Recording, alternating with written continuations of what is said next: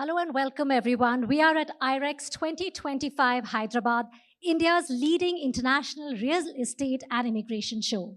It's a pleasure to be with all you experienced people on the panel. Thank you all so much for joining us. Let me quickly introduce you. We have with us Mr. Girish Mohile, Vice President, India CMB Regional Centers.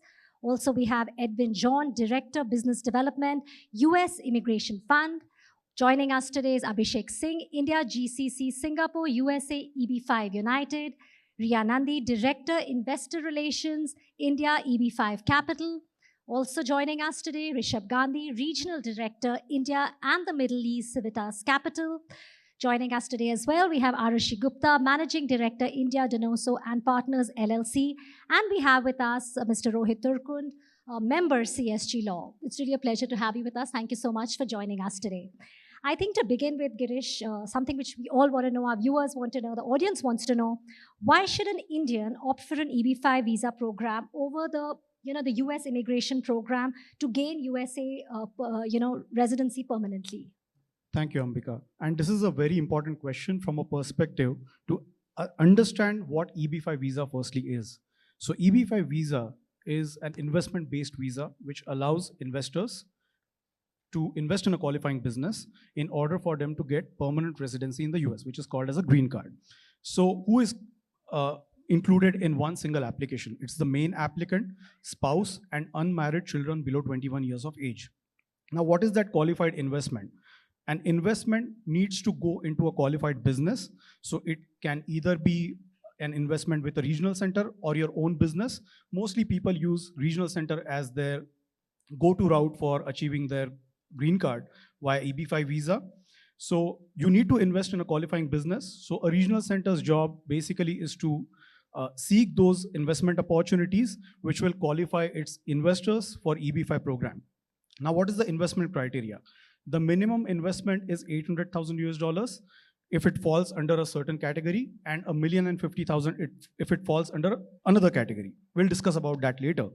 But to answer your question specifically, why EB5 visa? So EB5 visa is the fastest route to achieve that permanent residency via investment.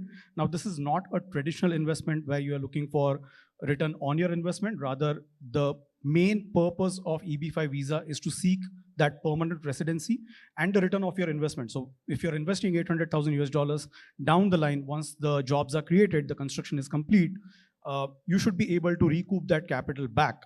So firstly, it's the fastest route.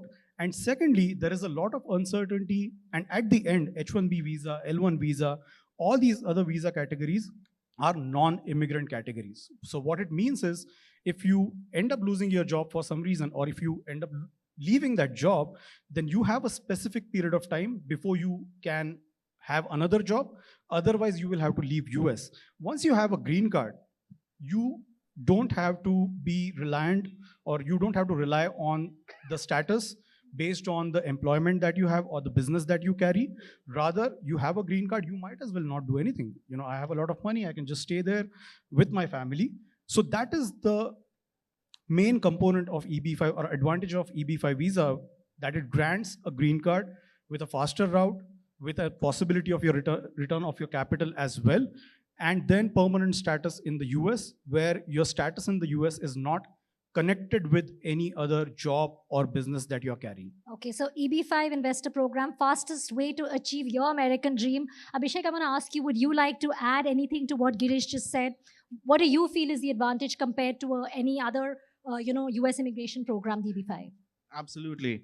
If you'll consider EB5 visa, EB5 is a direct, very efficient and very flexible route or path to a green card in comparison to any other visa category. That's why it becomes the most popular option and most attractive option in terms of investors. Like as Girish said, it's the fastest route to, and it's the least there's no dependency on employer or on your family, for getting this particular green card. Indians have huge wait period in any other visa category. Talk about H-1Bs, EB1s, EB2s, EB3s, so, and L1s as well.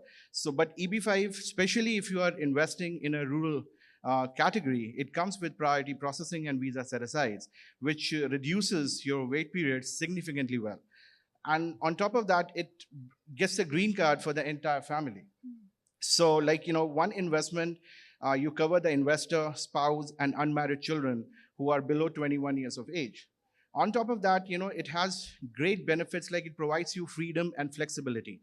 Unlike H-1B and L-1s, you can hop jobs, you can start your own business, you can stay in the US without working as well. So you can retire in the US. So that's a huge benefit when you talk about that. Plus, if you think about children, it provides a good opportunity for education.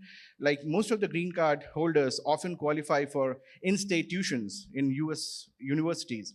And on top of that, if you're an F1 student, that unlocks freedom for you. There are no restrictions post-graduation in EB5 visa. Apart from that, it leads to citizenship. It can lead to citizenship if you opt for that. To add to that, it is a passive and more or less secure investment.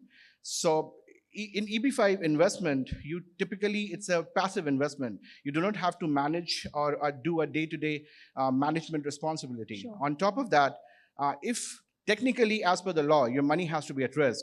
But if you're investing in a structurally, well-structured project backed up by a good developer, it actually offers you capital preservation with timely exit strategies. Okay. So, and on top of that, if somebody is in the US, they are subjected to something called concurrent filing. So that gives you your EAD and advance parole like within months from the day you file your petition. EAD is employment authorization. That gives you the power to hop jobs, as I said, stay in the US without working, or start your own business. And advanced parole is technically travel permit, which gives you the power to travel in and out of the US without any hassle. Now, technically, these are the biggest benefits of a green card.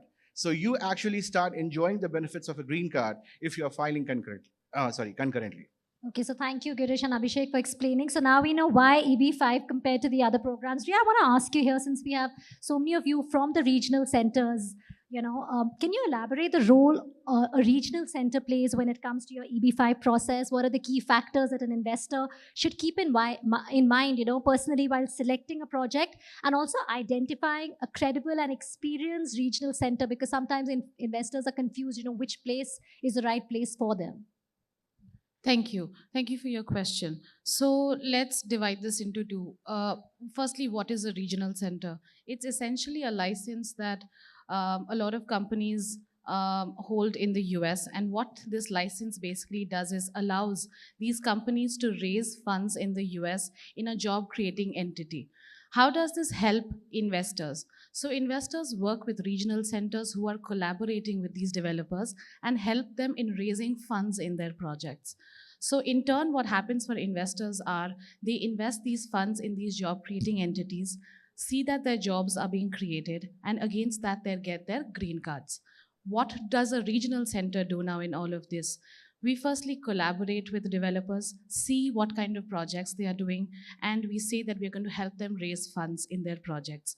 We are also going to work for investors as a fund manager, wherein we will see that their funds are being invested in the right project, see that the project is being worked on by great developers who have done these certain kind of asset classes over and over again, see that if the kind of asset type that these developers are working in, is there an actual requirement of that project in the area that the developers are doing these projects in. See that the jobs are being created, which is one of the most important factors of EB5. See that all investors, 10 American jobs are being created, because against that you get your green cards. So that is essentially what a regional center does. Now, in terms of looking at the kind of projects when investors are doing their due diligence, what must be looked into is basically what kind of asset type is it? Who's the developer? How many projects have they done? How many projects have they been able to successfully complete and repay? Because while EB5's essential motive is for investors to get their green card, it is also to see that these investors get their money back. So these are all factors for you to consider when you're looking at a project that a regional center has to offer. Well, thanks, Rhea, for that. Edwin, this is where I think you would come in, since Rhea has explained the role a regional center plays. Tell us about the types of real estate or infrastructure projects most commonly supported by EB5 Capital today. Thanks for bringing that up, Ambika. So when you look at EB5 as a category, there are three subcategories to it, right? So you have your high unemployment area, you have your rural, and your infrastructure projects. At USIF, at least I can really vouch about the fact that we are comfortable with working on multifamily mixed-use projects because we see that there is enough and more demand irrespective of whichever location the project is coming up with. And I'm sure that my industry colleagues also would kind of support me in that each regional center has some or the other expertise in any of the types that they are working in. So having said that, right from the beginning, for the last 15 years, we've done 25 plus projects. We've done projects in all the three subcategories. We have raised projects, capital for projects in a hotel project, a mixed use project, retail, name it, and we've done that, right? So these are a couple of subtypes that we need to focus on. And yes, for us at least, mixed use multifamily projects continue to remain our go-to when it comes to raising capital from an EB5 standpoint. Well, thanks, Edwin. I think Girish, you want to make a point? Yeah, so I agree with what Edwin just said. Just one more point to add to that. It's very important to look at the regional center, their track record, but also the developer or the borrower who is actually going to be constructing that project.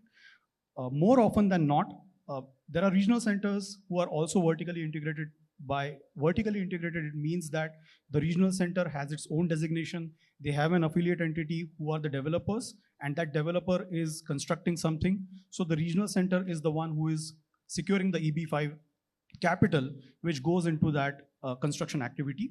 However, there are more regional centers wherein a regional center's job is to act as a fiduciary on behalf of its investors. So they are not into construction, but what they are into is to conduct due diligence so that the investors are not just able to ensure that their green card is there, received, but also to ensure that the capital is secured.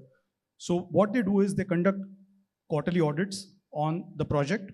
They seek that information from the developers and ensure that the projected costs or the qualified costs for that project are spent in a manner which were initially described in the PPM or in the business plan. So that is very important. I think what you said, that's what takes me to the next question, Rishabh, and I'm coming to you there. You know, when you're speaking about due diligence, what Girish just said, Rishabh, how do regional centers safeguard the investment of the investor, or what is the guarantee of repayment of investment? Perfect. Thank you for that question. So, firstly, we personally don't like to use the word guarantee in EB5 because USCIS wants your money to be at risk. As part of our process, as part of your regional center, what we do is we try to minimize that risk, right? So you can divide the risk into two categories. One would be your immigration risk, which is the risk of not getting a green card. And then there can be a financial risk, which is not getting your money back, right? So what we do is we have covenants set in place. So when we are looking at projects, like Edwin just mentioned, multifamily, hospitality, we are very comfortable doing all of that. But what we look at is the ability of the borrower to repay, to refinance, to service the interest to us on time. And when we look at, all of our projects, we look at a very clear exit strategy, right? For example, if a project says, 6 years down the line, I'm gonna, sell my asset at an X amount of value, we just look at the market trends for the last 20, 30 years and see, whether that value would be achievable or not. So okay. Our job is to minimize the risk, but not give guarantees. Yeah. Sure, I think that's a very fair point. Minimize the risk, maybe better wording. Aarushi, again, when we're talking about, like we say, EB5 is the quickest way, the fastest way, right, to actually reach America or, get to your dreams. What key strategies can investors, use to ensure that their source of funds documentation is clear? And also, how could they avoid the USCIS delays? Because timeline is something which I think people would really want to know about our audience here. Absolutely. So, Ambika, firstly, thanks so much for that question. You raised a pertinent point here. What can we do at our end to minimize the risk involved in the transaction? And this is where your lawyers come into the picture. Your regional center and the law firm are two pillars of this entire transaction. While one is dealing with investment advisory, the other pillar is looking at the compliance end-to-end to ensure that you receive your conditional green card, your permanent green card, in the right timeline. So at Donoso and Partners, we are based out of Maryland. And over the years, over a decade, we filed over 5,200 EB5 petitions. And consistently what we aim to achieve is to have the most easiest source of funds strategy carved out for our client much ahead of time. So for example, I have a conversation with you today, and you would like to go ahead with the program. At first, I'm interested in having a very clear-cut understanding of what are your sources of funds. For example, it could be business income, it could be salary income, it could be restricted stock units, or it could be a donation or gift from relatives. So we have a checklist that we prescribe you, and we try to knock off all the variables. On an average, we try and ensure that we complete the source of funds verification, which is basically tracing how did you earn the money and then how are you transferring the money. So it's known as source and path of funds. That's what we undertake and aim to achieve in the first 30 to 45 days. And subsequent to that, when we file the petitions, we are looking at your entire background, your track record. Have there been any citations, or have there been any immigration violations or what have you? And once we submit these petitions, we have seen that if you have a very strongly drafted source of funds, if you have a strong petition, then the likelihood of the government coming back with query is almost minimal. So of course, as lawyers, what we aim to do, whether it is Rohit's firm or my firm, is that we want your success. And one of the best ways to achieve that is if you're transparent with your lawyer. So definitely we try to have a best strategy for you carved out. And in terms of timeline, once we file the petition, then depending upon the category of project, there are certain timelines associated. The 2022 Reform and Integrity Act has been a breakthrough achievement for all of us, because this is the first time that we've seen the processing timings go down. On an average, we are seeing the applications get approved in 1 to 1.5 years, even less. I'm just being a bit conservative here. So I think, indeed, this is the fastest way to permanent residency that you see today in United States. Well, thanks, Aarushi. Now that we know the source of fund is important petition, that's where, I come to you, Rohit. I want to know, now that we know about the source of funds, taking the step further, how can an investor, really verify that their capital is being used in accordance to the business plan which they had actually submitted to USCIS? Thank you, Ambika, for the question. I want to back up just a little bit and just pretty much endorse what everybody has said. There's a simple principle that I like to tell the individuals. It's your money, it's your green card, it's your investment, it's your risk. Everything is about you guys. The regional center and the attorney are only vehicles to get you to your destination. You owe it to yourselves to do the due diligence. Rishabh talked about due diligence, which is correct. The regional centers do their own due diligence, but you owe it to yourself to find out a little bit more. Especially if you're in the US or you have the ability to go to the US and you're visiting a regional center, whether it's Rishabh's or Edwin's or Abhishek's, anybody's, go meet them, go look at the place. Does that actual construction exist? If they're saying they're building something, have they broken ground? What are you seeing over there? Because as people refer to it, job creation is super important. You basically are getting your green card if the jobs are created. And I don't want to get into the details, but again, it's important to go and actually do your own due diligence. That's very important. Rishabh also correctly talked about regional centers doing due diligence on the projects and on the job creating entity or the developers. The law of 2022 that Aarushi referred to has now mandated and required the regional centers to have what is called a fund administrator. That's an outside body that monitors how is the money being spent. Sometimes the regional centers and the job creating entities may be related, and that can create some problems. It has in the past, at least. But now with a fund administrator, that should be reduced. And I think, as my colleagues over here said correctly, there is no guarantee. The word guarantee does not exist in EB5. But you can minimize the risk of losing your money and also minimize the risk of not getting your green card, although you may not be able to eliminate it completely. Yeah. Minimize the risk? Yes, sure, please, Abhishek. And then I'll just come to you. As we are talking about due diligence being done from the investor's side, there are a few points I would like to bring up over here. As all of us, reps from different RCs, we keep meeting investors on a daily basis, keep talking to them. Couple of things which I focus on, and I tell investors in the very first meeting that I do, that do a proper due diligence of the project. Let not be the administration fees and the ROI decide which project you are going to get into, because that becomes, unfortunately, many a times that becomes the main criteria of choosing a project, and that's very wrong. You should choose a project on its merit, On top of that, over here, we are talking about due diligence done by individuals over here, due diligence done by RCs. So there's something called, you will find some middlemen as well, and they are consultants, they have different names, they are broker dealers in the US, and there are many people in India who claim and who help people to do a comparative analysis of different projects available in the market, and then offer or recommend you projects to prospective investors. One thing which I have learned recently and is spreading like a disease is that some of them are offering kickbacks, some of them are offering some extra pennies post-investment to EB5 investors. Now, this is a bit technical, but once you file your petition, there's a disclosure that you sign in which how much returns you get every year is mentioned very clearly. Now, anything apart from that, is SEC violation. So you are getting into something, if you are getting into that particular route, you are getting into something which is not as per the securities laws in the US. Now, people are getting away from it because they are established in India. But just imagine, it's a huge sum of money, right? Everyone will agree to that.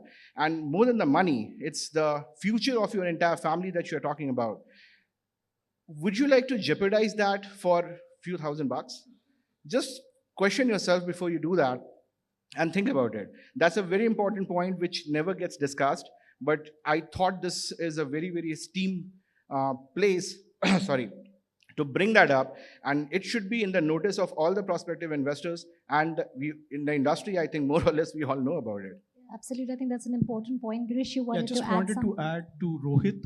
Now, he mentioned that if you are in the US or if you have someone in the US, you should absolutely go ahead and visit the project. But what if you don't have anyone? What if you are in Hyderabad right now? How do you conduct due diligence on the project? Because you are not real estate experts. Maybe you are, but in India. So how do you analyze a good EB5 project? Simple thing to do is to ask regional center questions. So a regional center, before they bring a project to you, every regional center has to firstly pay a hefty fees of $50,000 to USCIS and file a form, something called as 956F application. In that, every single thing related to that project is submitted. PPM, private placement memorandum, the business plan, the TEA analysis, the job creation analysis, so on and so forth. But that is just scratching the surface. And I'm just going to give my favorite example over here. Since we are in Hyderabad, we all like biryani, right? So that 956F application essentially means that that project qualifies as a biryani. Now that doesn't mean that it's a good biryani or a great biryani, right? So that 956F application is that basic application which every regional center has to apply for. Now, secondly, how do you know that whatever is mentioned in that PPM will follow through? That is where you need to look at other documentation as well. So for example, whether the project has already passed the environmental tests, whether they have those application approvals from the local authorities or not. What is the validity of that approval in the first place? What is the demand for that project or that asset class in that particular area at any given point in time? If the construction timeline is 2 or 3 years, then whether that project is going to have a demand in 2 or 3 years, not today. All these things are important. And that is something as an investor, the due diligence need to be conducted by that investor only. It is nobody else's responsibility. The attorneys can help you until a certain point. They can assist you in interfacing with USCIS. The regional centers can provide you with all the information that you ask for. But at the end, it is the responsibility of each and every investor to ensure that they are taking an informed and conscious decision while they are selecting. So Girish, while you say... I have a small point to Yeah, add. sure. Very well said, Girish. I agree completely to what Girish has said. To add, we are missing just one point that, when you are doing your due diligence for the regional centers and the project, so always make it a mandatory thing that you should always go and check if the developer in the past has been into any kind of litigation or has filed any kind of bankruptcy or anything like that. Goes for the RCs too. You should also go ahead and check if the RCs have, how many, RCs have ever been charged by SEC. Are there any lawsuits on the RC or not? So these are also very important points that you should definitely look into while you're doing your own due diligence. I think the most important point here is that for the investor, they have to do due diligence, right? Of course, while the law firms are doing it, the regional centers are doing it, and that's what Girish brings me to my next question. So why don't you suggest for our audience, for the viewers, what industries or sectors do you recommend or do you suggest are currently considered low risk for EB5 investments? What's your take on that? Anything is low risk if you think as an investor that is low risk. I have a project in Austin, and I say that it's a logistic park. It's low risk, but I am essentially putting that project into the market, and I'm looking for EB5 investors. Someone else has some hospitality project. So what makes us understand what is low risk? So you have to consider macroeconomic and microeconomic outlook. Now it sounds very pedantic and very complicated, but it's not. The simple thing to look at is who is the regional center that I'm working with, what is their experience? Who are they working with? Who is the developer? What is the relationship between the developer and the regional center as a lender and a borrower? If it's vertically integrated, you need to ask more questions that if something goes wrong in this project, what is the responsibility of that regional center? And on top of that, once you're comfortable with that is when you look at the project, because that is where no past performance is going to guarantee future performance as well. So then you look at that specific project and look at the demand, look at the asset class, and that is how you can analyze whether that project is low or high risk. But from an asset class perspective, I think mostly you will find that hospitality projects, they have seen some downturn during COVID era, but those are a few projects which are in vogue, have always been vogue. But there is other asset class, the industrial and logistic facility, which essentially survived through the COVID period. We actually had a couple of projects during that time when we had to stop the EB5 raise because of a couple of reasons. One, the EB5 program itself lapsed, so we could not raise more capital. But even though the asset class was safe, the developer was in a position to put their own equity in order for the construction to get completed. So there were few investors who had invested in that project, but there was a large chunk which was still pending. So it's not just asset class, it's not just that location, but also the wherewithal of that developer to be in a position to complete that project on time. Okay, so again, it's important for that. Rohit, that's since we are talking about investment, I want to ask you, I mean, specifically, are there any benefits of investing in rural or high employment or infrastructure projects? If you could tell us a little bit about that. Sure, I'll try and keep this as general as I can. I'll take the easy one first. The infrastructure projects, as to the best of my knowledge, there was only one which was essentially filled up. There aren't too many of the infrastructure projects. You're allowed a 2% visa set aside for infrastructure projects if you can find one. The choice between rural and high unemployment, again, like a lot of my colleagues have discussed over here, it comes down to a personal choice and looking at practical impact of what you're selecting. If you're outside the US, you're probably going to lean towards the rural projects. If you're in the US, at least my advice to clients is you don't have to lean one way or the other as long as you can file the adjustment of status that was referred to earlier on. Because if you're filing that, then you should be looking to see which project am I more comfortable with in terms of getting my money back. Like people have said, you're going to divvy it up into two sections, getting your green card and getting your money back. And sometimes the two may not necessarily align. I think it's fair to say that over the years, the high unemployment areas projects have a longer track record of returning monies than the rural projects, which have essentially become a lot more popular after March 2022. But there are some excellent rural projects out there in the market, but by the same token, I think the first time any of them is going to return money is probably going to be 2027. So it's a little bit of a wait and watch over here. These are discussions you need to have with your attorney, who is probably not going to be qualified to guide you on which project to select. Because as per the US laws, you need, and Abhishek referred to that earlier, if you're selling a project, which means giving financial advice, you do need to have a license from the SEC or from FINRA in the United States. This is a US law, this is not an Indian law. So playing fast and loose with this law is not going to be of great benefit to you, whether it's taking a kickback or we all here in the industry, we certainly know what's going on. We certainly hear of things. And I think that's the reason why Abhishek sounded a cautionary note, so that you take care of what you're doing with your money. Don't forget, it's your money, your risk, like I said earlier. So again, you've got the high unemployment projects, which may be excellent and they have a greater track record. The rural projects, there are some that are very, very good, and I'm sure that they're of great benefit. You normally pick a rural project if you want the green card faster, which we all want, okay? So that's an easy answer, but that doesn't mean that it's the best selection for you.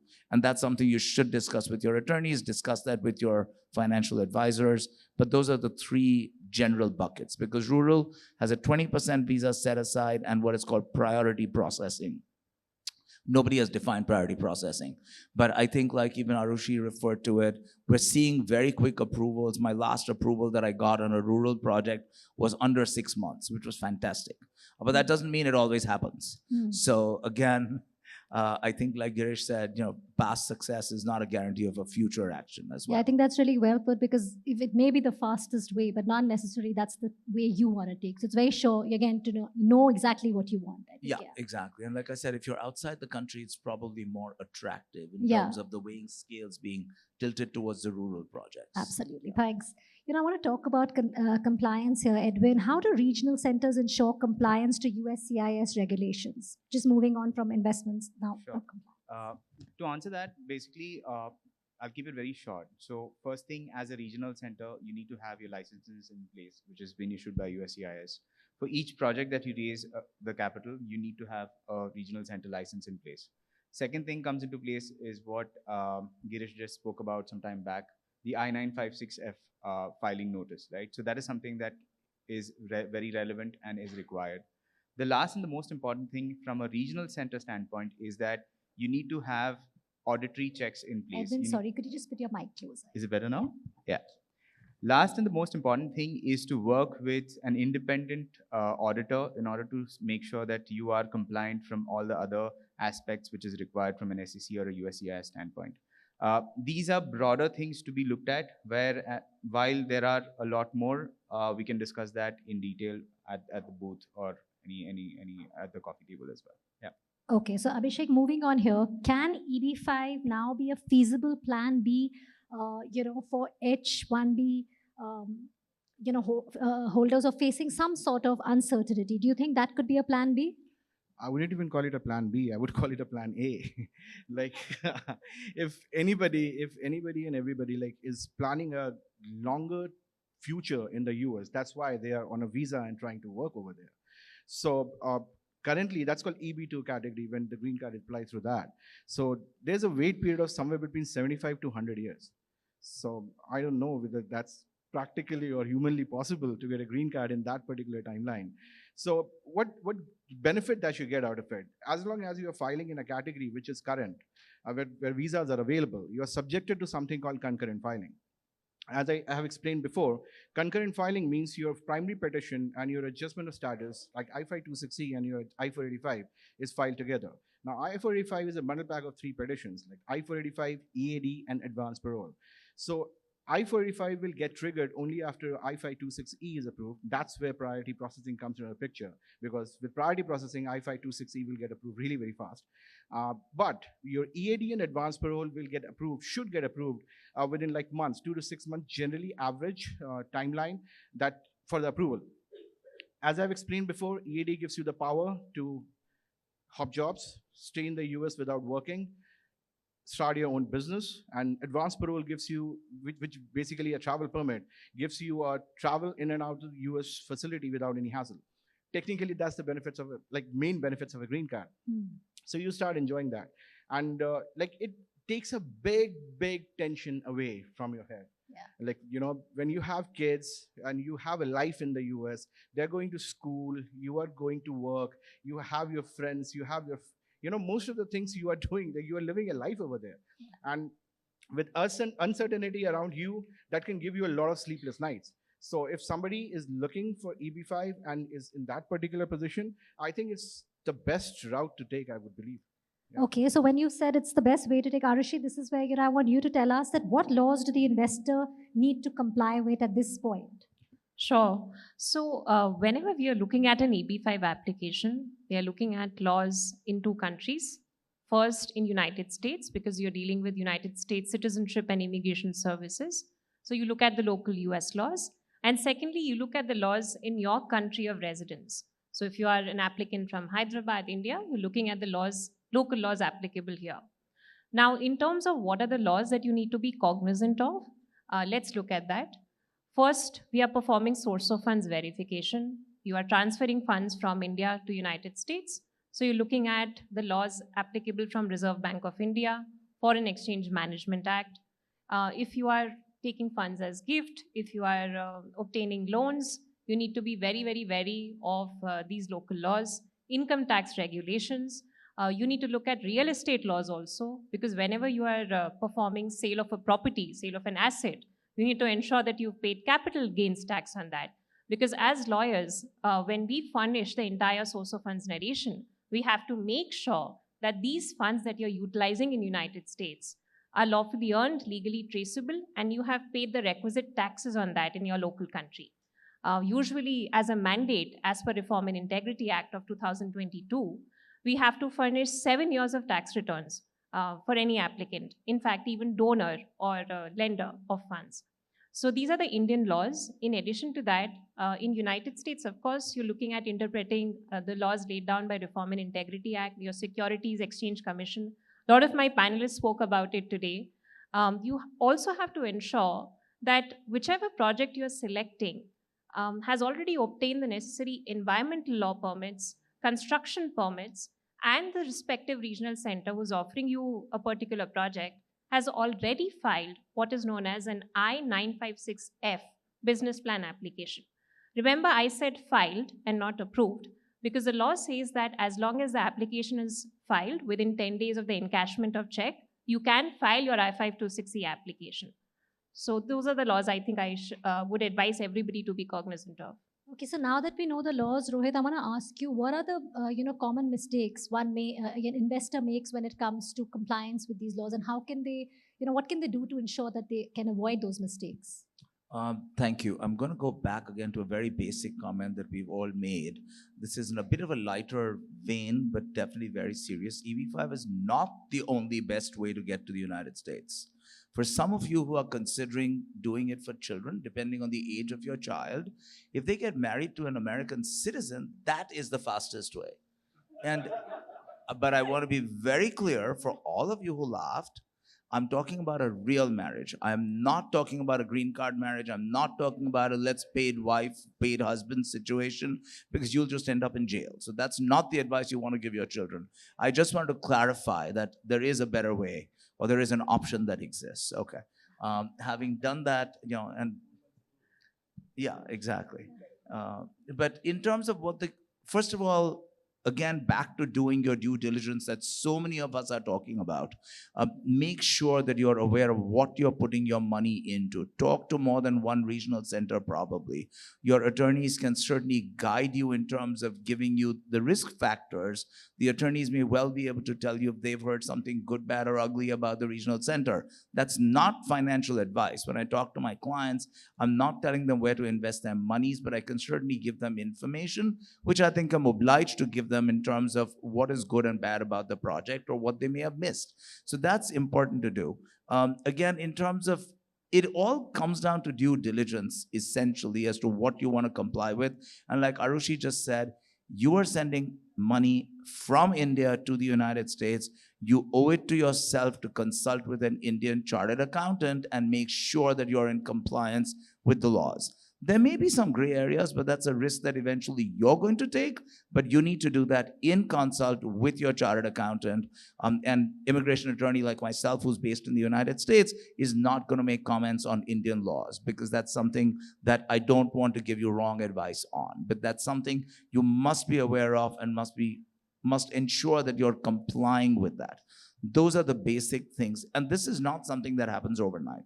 Like Aarushi correctly said, it takes a month, sometimes much more, to do the source of funds, to make sure that the funds are clean and they can be presented and eventually defended if the immigration challenges your application on anything, which can happen. They can challenge the entire source, they might challenge some portions of the source. But you have to be willing to look at that. Please don't just drive your attorney crazy saying, why has this not happened yesterday?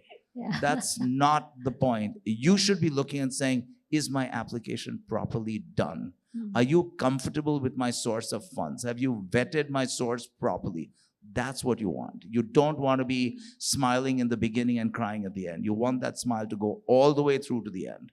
And that's what I think most of us attorneys also want to see. So with the smile, I mean, not just, the smiling in the beginning, but that means a due diligence also from right in the beginning, yeah, and take it right to the end. So and due diligence is a pain. Yeah. It is. It's true. And Ambika, Sure. if I may just add one more point, supporting what Rohit said. As immigration lawyers, we do not offer financial advice. We are only interested in ensuring that we help advise you on the immigration side of the transaction. What Rohit said when he mentioned that we help read the documents with the investor, we are not just performing our duties on the green card programs, on EAD, AP.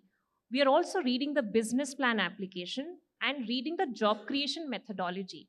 So what I would say is, one way to avoid mistake is to ensure that with your immigration lawyer, who's a licensed US lawyer, who has a know-how of this law, they know how to figure out if there's any issue with the job creation methodology on the get-go. Best way to do that is to have a reading with your lawyer, also discuss with the regional center. I've had great support from many of the regional centers here, whose counsels have come on calls with us, and they've clarified whenever we've had doubts in this segment. So that's something I would advise. Okay, thank you for adding that. I think Abhishek. One last thing I would like to say.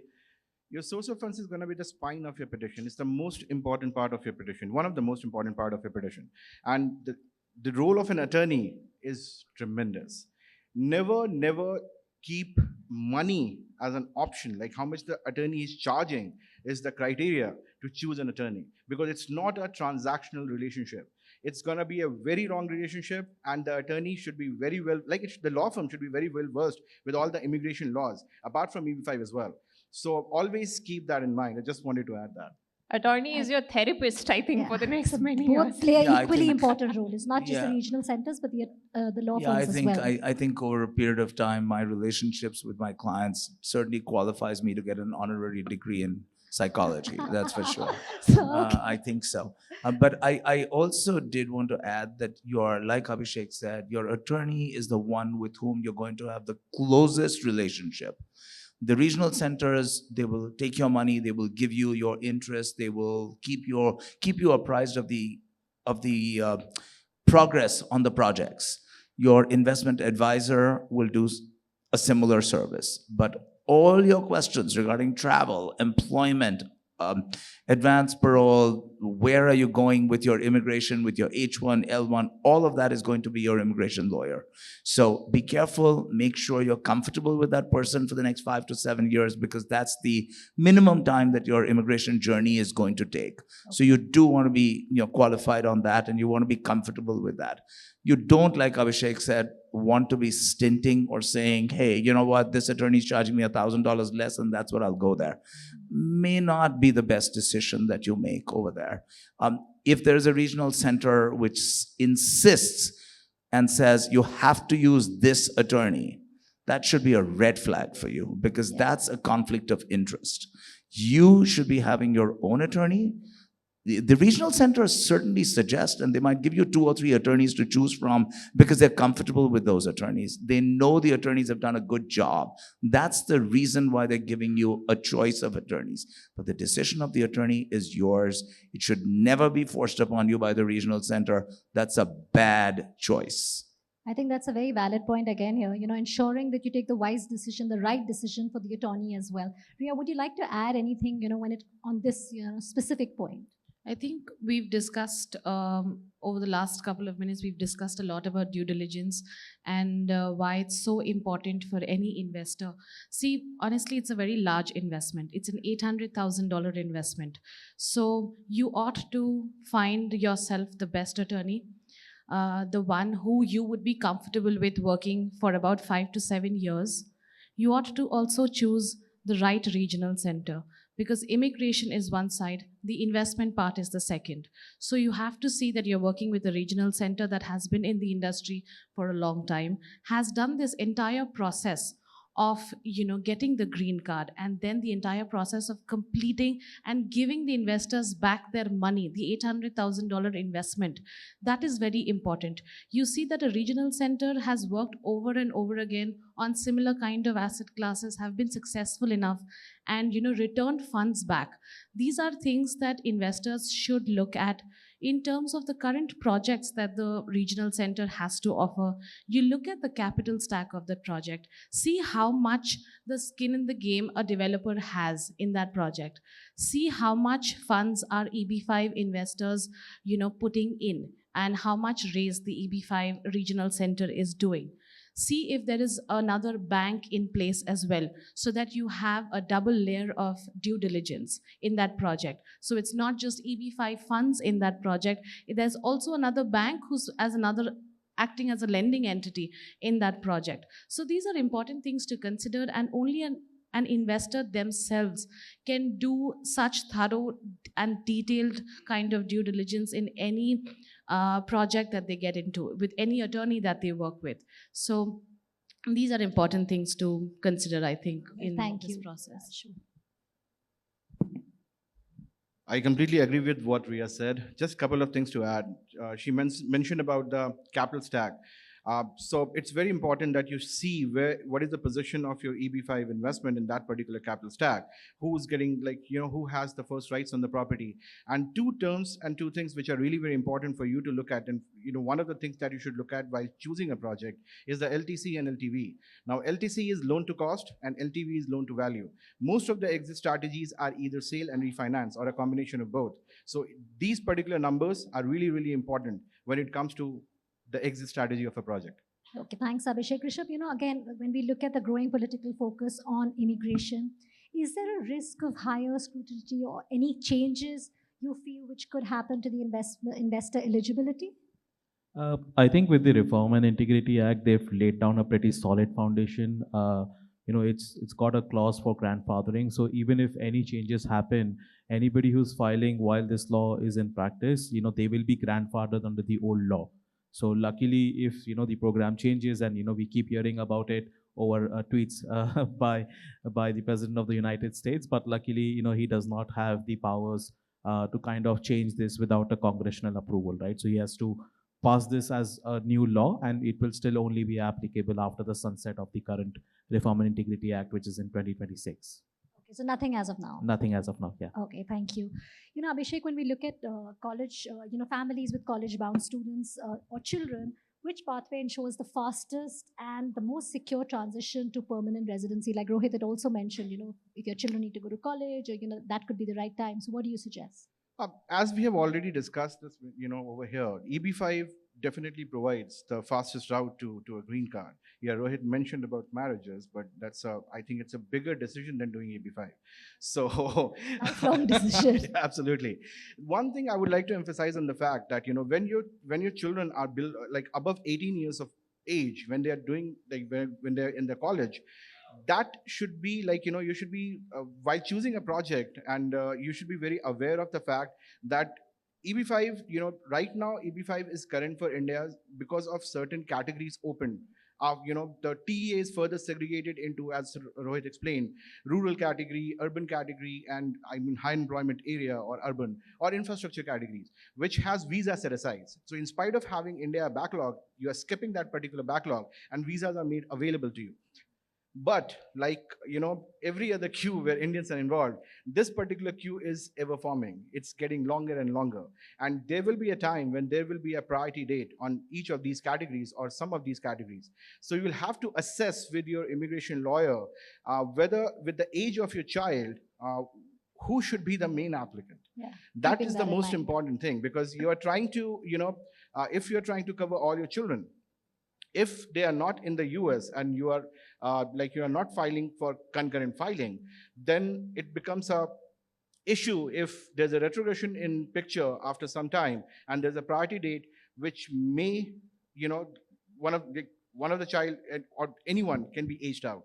So that is something that should be kept in mind. Okay, I think Girish, you want to make a Just point. to add to what Abhishek said regarding the aging out. So what happens is, while you're selecting a project, I would rather, if it was me, I would rather select a project which makes sense to me. I don't want to break my bank just to beat the clock, right? So if it's rural, I like rural, I will go for it. If it's high unemployment, I will go for it based on the merits of that project, not because I will be able to reach somewhere faster. So that's point number one. Second point is regarding aging out. So what happens is, and the legals over here can correct me if I'm wrong or add to that.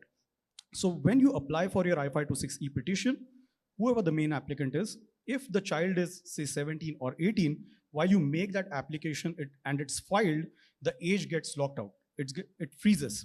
So biologically, the child is going to grow, of course. So 18 will become 19, 20, 21. But until that approval happens, if the application was done when the child was 17, he or she will remain 17. That's a valid point. Yes.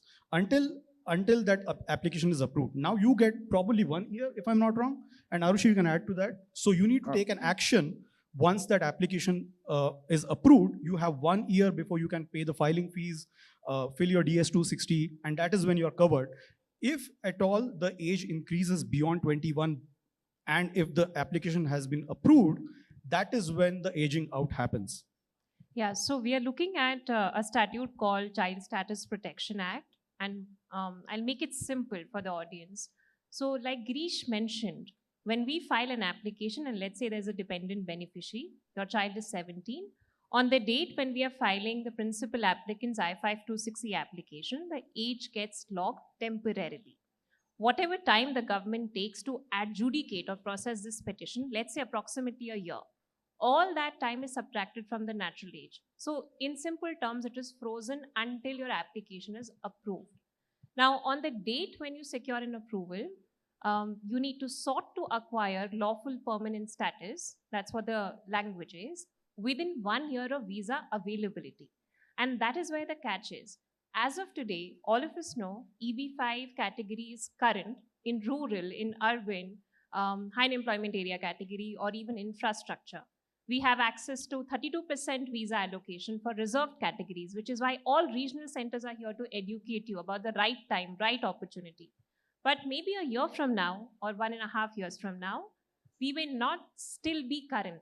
When I say we are not current, it basically means there could be a backlog because there are too many applicants in the system. And yes, this is one of the most viable categories. So then, how effectively you select who should be the dependent, who should be the principal, becomes very, very important. As immigration lawyers, what we do is that assuming that there's going to be a backlog or there may be a backlog, we try and advise if someone has a child who's, let's say, 19.5 years or 19 years and is going for a category of project where we know that there may be a backlog, to try and rethink on this decision. There's one very important aspect. You need to understand what is your intent. Is the intent to procure the green card as a family? If you have more than one kid, then you definitely want to do it as a family. It happens many a times. In that scenario, just be aware of the risk. And your immigration lawyer will do the age out analysis and let you know ahead of time. However, if the intent is, I just want to do this for my kids, and I want my child to have the green card, then maybe it is a more viable option for the child to be the principal. Okay, so I think keeping the age of the child or the children is important. Okay, Absolutely, before I take closing, that was my point, yeah. Okay, perfect. So before I take the quick closing remarks from all of you, Rohit, I'm going to ask you, do you see the possibility that the US government may replace or phase out the EB5 program in favor of the proposed Trump gold card? It's a great way to end the session. I don't believe, and I've said this before in many occasions, I don't believe that the EB5 is going to get phased out. I don't believe the gold card is going to replace the EB5. I think the gold card, if it ever comes to pass, may be just a complementary program for those who are the super rich. I think about it from an India perspective simply because 99.9% of my clients are those who are born in India.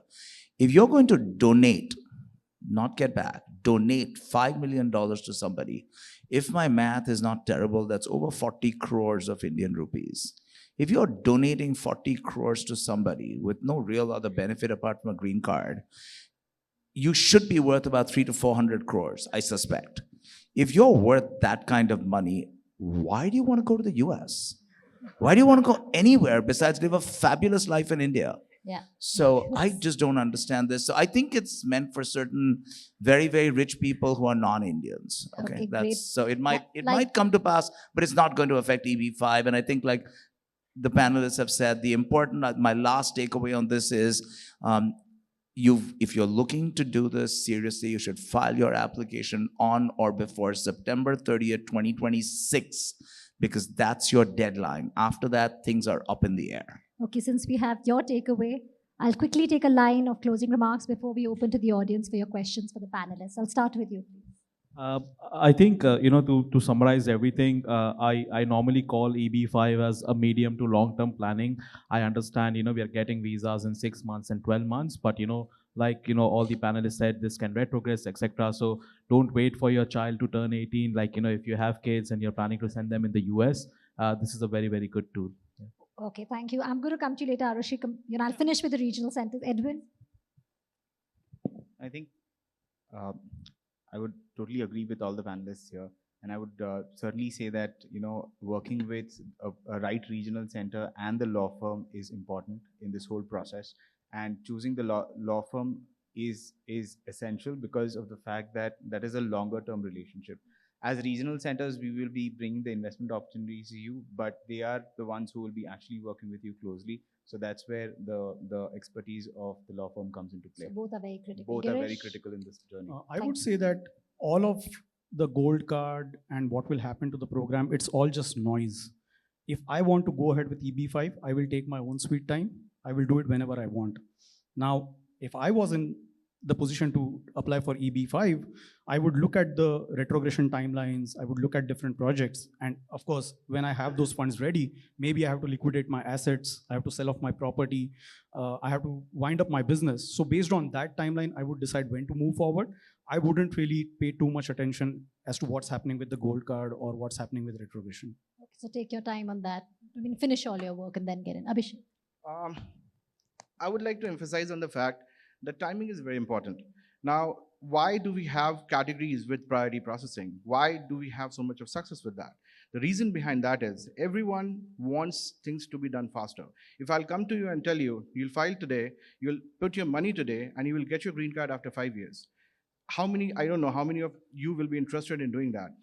It's not about the timing, it's about the need. Now, when you have the need, like every person is different, every individual have different needs. I'll give you an example. I had a client in the US on H1B. He's a single child. His parents are in Hyderabad. And he wanted to do priority processing because he wanted to get citizenship as soon as possible so that he can petition his parents because they are alone in India. Okay. So, everyone has a different requirement, everyone has a different need, but at the same given point of time, if you come across a project which is wonderfully structured, everything is perfect in that particular project, and the project is giving you priority processing as well, in comparison to the project which is not giving you a priority processing, but it is equally good, I don't think it's rocket science to choose which one you will. So thank you so much. That would be my ending statement. Thank you. Rhea? I think most of my colleagues have covered a lot about EB5 already. But just to give you a last note about EB5, see, this is a program that's been prevalent for over 2 decades now. And this is essentially a job-creating program. So therefore, the US government has a lot to benefit from this program as well. While it is giving people from across the globe a green card through this program, you have to see that the money that you're investing is actually going to create jobs in the US for US citizens. So therefore, I don't see that this program replacing the gold card, because this helps the government and the people of the United States in multiple ways. So it's a win-win for both. And lastly, Aarushi, your quick closing remark, please. So on this, I would say I have a take always: seize the opportunity while it lasts. Talk to the experts, make yourself comfortable, but plan ahead of time. And use forums like this. Organizers who are here today, they've done a lot of due diligence to even shortlist the people who are going to come and talk to you. So make use of all of this opportunity, the forums, talk to the right people, and definitely, we are all very excited to help everybody who wants to live the American dream. Okay, thank you all so much for this interesting conversation. Now the floor is open for question and answers. Please ask your questions for the panelists. Please go ahead. Could we please hand over a mic? I think that. Yeah, hi, good afternoon, everybody. Thank you so much for coming over. Thank you so much for coming over. My basic question is, we are Indian business people, and we are a third world country, developing country, and we are talking of something, US, the best country in the world, US. We are an underdeveloped or developing country. We are planning to discuss something which is happening there with that attorneys, with that laws. And like, how does it work? Like we are the local business people, we have money.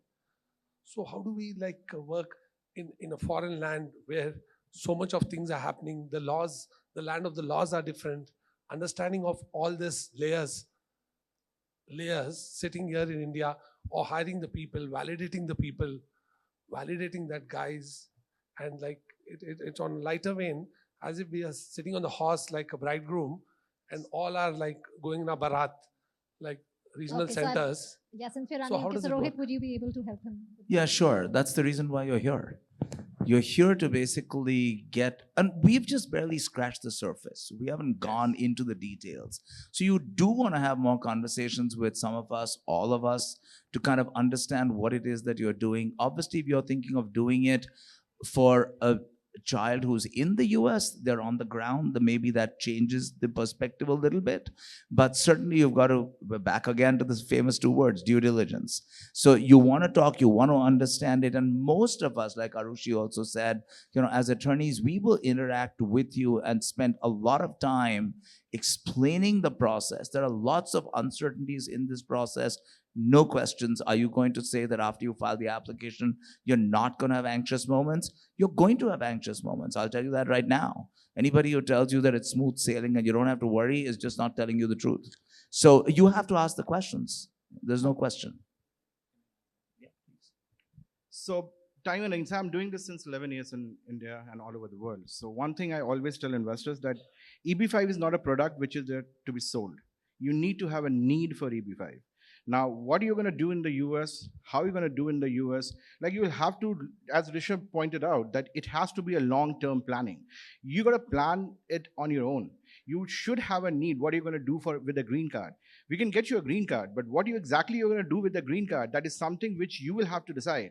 Whether you want your children to study over there, do you want your entire family to settle down, you have some business opportunities lined up, and like you will have to visit the country before that and find out if you are at all interested in doing that and if that is something that you would like to go ahead with.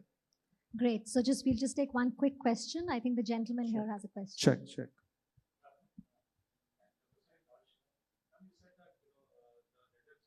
Just take the mic, please. Thank you. It's on. Yeah, the elder child should be the principal, but anyhow we are getting from the parents. But what about the younger child? In a family there are 4 people. Correct. So I'm putting my elder son and Yes. applying as a principal, Yes. and as it's taking, parents will be added. But what about my younger child who's below 18? Can they consider? That's what I said. So we have Thank you. we have to have a very transparent discussion with you. I know it's not ideal to leave one child and plan it for the other, but then you have to understand that the retrogression process works in a certain manner. All of us are guesstimating here. None of us really know exactly when the retrogression will hit. There are estimates that it may hit end of this year or it may hit early next year. We were expecting some sort of indication in the July or August visa bulletin, and we haven't seen that yet. We have access to the August bulletin as of today.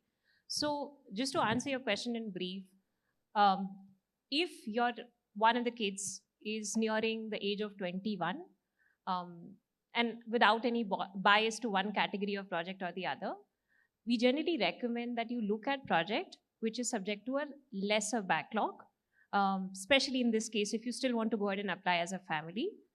Yes, there is a mechanism to still apply as a family and cover both the kids, but it has to be very thoroughly discussed, both with the regional center, project, attorney. In this case, we also recommend that it's ideal to go for a project that has a business plan approval. I mean, there are a lot of aspects. I can't give a conclusive response here, but I can just say that there are certain risks that you just have to bite, and accordingly, we can help you plan. Yeah, Thanks, can I Aarushi. can We'll I take- offer two We'll suggestions? take the last, sorry. Sorry, I just wanted to respond to two other thoughts over here. Like Aarushi said, you may have to make some difficult decisions. If you decide to go with a family, you're running the risk that your elder child may not get it, while you, your spouse, and your younger one may get it. So that's always a risk. And like she said, visa bulletins are impossible to predict. I think the August bulletin, well, like she said, was just released, and I saw movement in the category which was not expected at all. But those are things that you just have to go with the flow. I'll give you another strategy depending on the age of how young your second child is.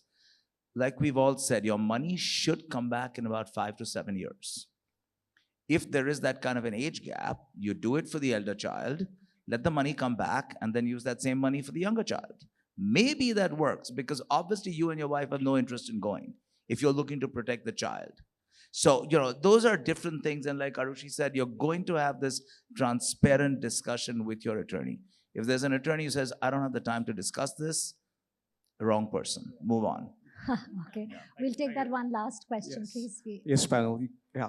So, hi, panel. So, thank you for your time and very valuable inputs. And I guess, the great thing about you guys is you gave us general information, but also a lot of risks that we need to look at, the loopholes and all that. So, thank you for that wonderful, valuable input. And of course, kudos to NDTV for designing such a beautiful program and a very smart program. So guys, my question is very simple. 5 years back in 2020, we had COVID, right? So we used to look at world as world before COVID and world after COVID. Now I guess we are in a situation where we are looking the world at before Donald Trump and after Donald Trump, right?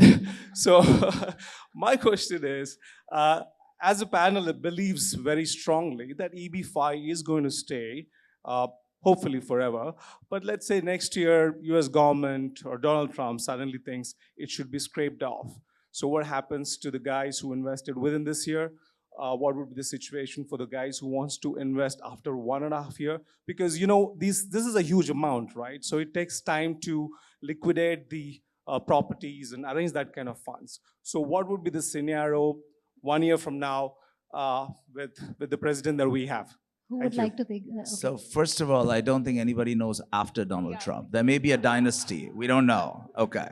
So we'll figure that part out. Second part, he uses EB5. His family uses EB5. It's free money that comes into the country. There's no guarantee of a return. There isn't a single reason that I can think of why EB5 would not continue, okay?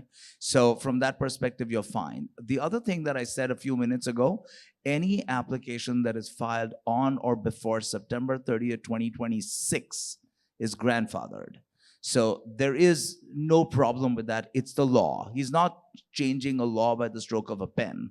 That's the reason why the gold card hasn't yet come about. If he had it, if he could do that, maybe he would have. That's far more complicated than that. So I don't think you need to worry. If you say, do you want to file the application on October 1, 2026?